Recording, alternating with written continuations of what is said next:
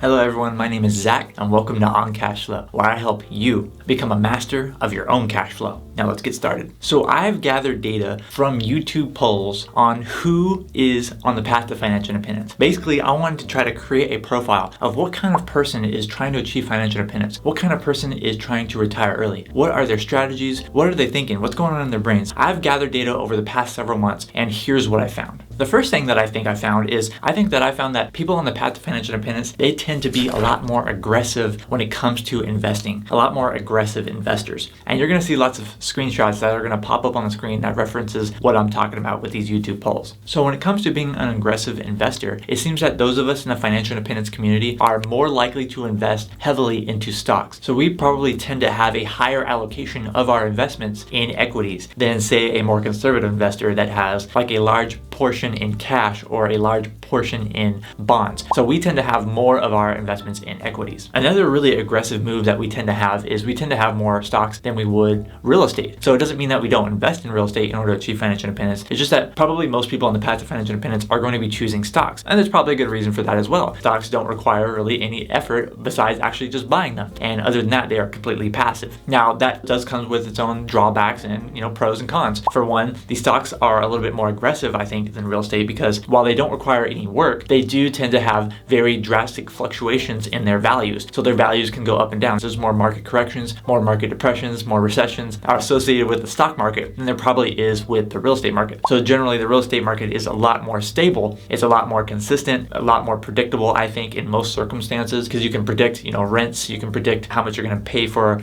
a house and all this kind of stuff. But with the stock market, it is a lot different. It's a lot more passive in that case, but it's also a lot more aggressive because there's a lot more volatility with the stock market than there probably is with the real estate markets. Another really aggressive move that it seems that a lot of us do is we tend to have a lot less in cash than someone who is less aggressive. So we tend to invest a lot of our money and try to hold very little in cash because we know that holding cash is probably losing lots of opportunity. It could even be losing lots of spending power due to inflation. And that's why those of us looking to achieve financial independence are most likely going to be holding a lot less cash than someone that is a lot more conservative. And honestly, all three of these, when it comes to being an aggressive investor, do fit me very well. I do tend to have the vast majority in stocks. I do tend to have prefer stocks over real estate, and I do also tend to hold very little cash. So all three of these responses actually fit me pretty well. The next thing that I found through the data is that it seems that people on the path to financial independence, they tend to be in a certain kind of social class, and that tends to be the middle class, or more specifically the upper middle class. And there are a few probably good reasons for this. Most poll respondents that I found have a college education. That means that most of them went to college. That means that most people looking to achieve financial independence are probably going to have higher paying jobs than someone who, let's say, didn't go to college. Now, that's not always going to be the case, but on average, we can take a look at the data, and on average, you're probably going to earn a little bit more income if you had that college education. That's probably going to put them more towards the upper middle class, people looking to achieve financial independence. You're more likely to be a W-2 employee earning a higher amount than the median salary. And that's just also by default because the vast majority of people who are earning an income are going to be earning it through W-2 employment. Okay, so no real surprise there, but it also tends to be probably on the higher side because of the college education. Now, moving back towards the investment side of things, I think that those of us in the financial independence community or on the path to financial independence, we tend to have a lot higher of a risk tolerance. We have a high tolerance for risk. If any of this actually sounds like you, if this kind of sounds like your personality or it sounds like your profile of you, like how you invest and where you are in your life, if this sounds like you, definitely hit the like button, okay? Because that means that you're not alone. There are hundreds of people answering these responses. If you're watching this kind of channel, then most likely you're probably going to fit pretty close into some of these buckets. So this might actually be describing you pretty well. Hit the like button if you're enjoying this video so far. We've got more to come. But moving on to the higher risk tolerance. One thing that has led me to believe this is that in a survey I asked, would you rather pay off your mortgage early or would you rather invest the money? And the vast majority of cases, people want to invest their money that are watching this channel. And I think the reason for that is that they know that the opportunity cost of not investing can be very, very high. The thought mindset here is, why would I pay off my mortgage when it's at 3% interest rate? I'm borrowing money at 3%, but I could have my money go and work for me for 8, 9, 10% in the stock market. So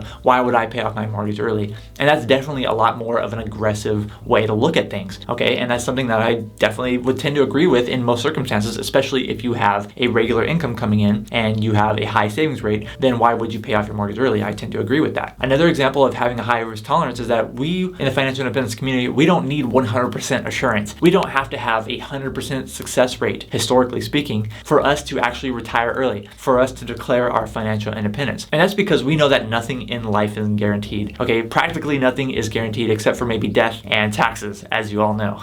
Based on historical data, if we're running our F.I.R.E calculations, we know that we don't actually have to have a 100% chance of success. Mostly that has to do with, we know that past recessions with the stock market have been very, very detrimental to long-term wealth. Like if you were living through the Great Depression and you saw your overall portfolio drop by 90% and you were still living off of the 4% rule and still adjusting your withdrawals up for inflation, you're definitely probably not going to succeed in that case. But we know also realistically that even if we follow the 4% withdrawal rule, even if we're following our F.I.R.E calculations, we're going to make those adjustments. It's just naturally, it's going to happen. We're going to make those adjustments. And so we know that while there's not a 100% chance of success, we are willing to accept something a little bit lower. We might be willing to accept 95%. We might be willing to accept 90% chance of success based on historical data, because we know that nothing is guaranteed. And another thing that ties into this, you have to have a high risk tolerance if you're looking to retire at a young age. And most of us are looking to retire, it seems to be in our 40s or in our early 50s. And this is much earlier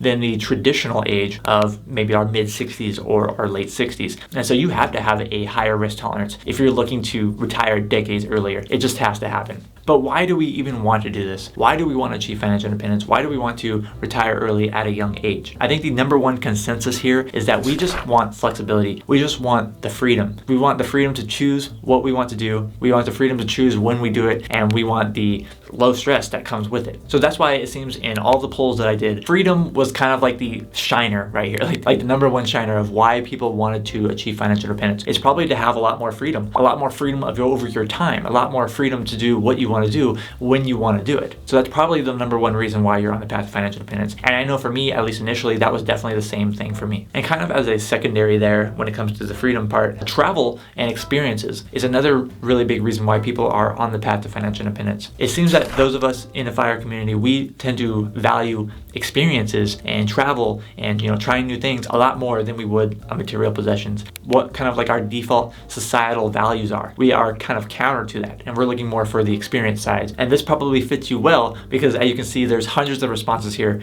that we all value the same thing here. This is really fun to gather up all this data and see who is the F.I.R.E community. What kind of people are on the path to financial independence? What kind of people are looking to retire early? It actually fit very well with my own beliefs and how I approach financial independence and how I view it as well. And so that's why you should watch another video that I created where I actually talk about my entire journey to financial independence. The phases of life that I went through, how I actually achieved it, and what I had to go through in order to get to where I am today. So if you haven't watched that video already, make sure you watch that video. Thank you so much for watching this video. I'm Zach from OnCashflow.com, and I hope to see you next time.